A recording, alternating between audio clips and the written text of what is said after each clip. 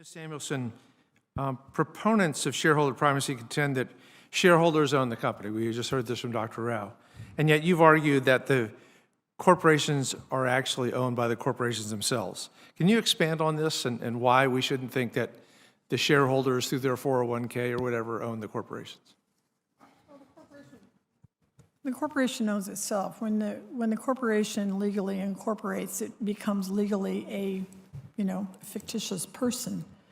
And the person owns its assets and liabilities just like any of us do.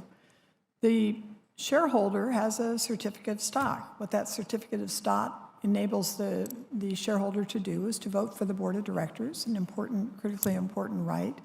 It gets to do things like weigh in on whether or not the executive is appropriately paid. And then, of course, it can put up votes on the ballot. It can ask, at the annual meeting for certain things to be taken up and considered.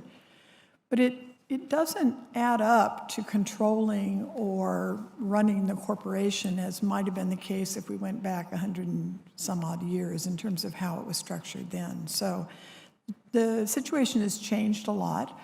And if we kind of look at the result of the incredible dependence on the shareholder as kind of the organizing principle for the corporation today, we do end up with things like, I'll use another example. She talked about Amazon. I'll talk about Target.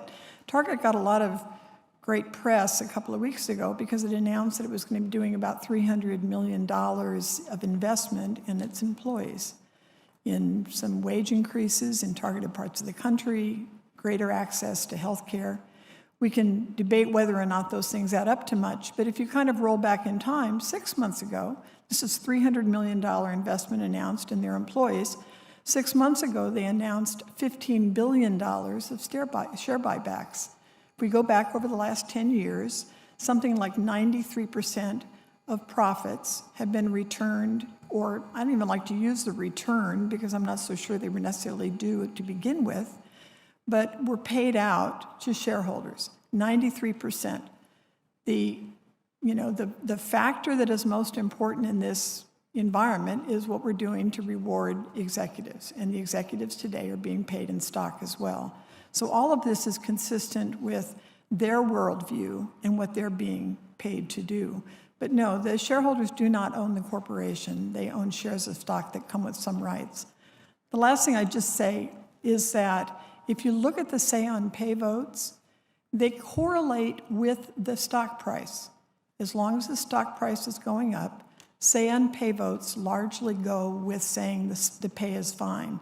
It's only when the stock price is going down that someone may raise an objection, or the shareholders raise an objection to how the CEO is paid. So the system is kind of reinforcing of where we are now.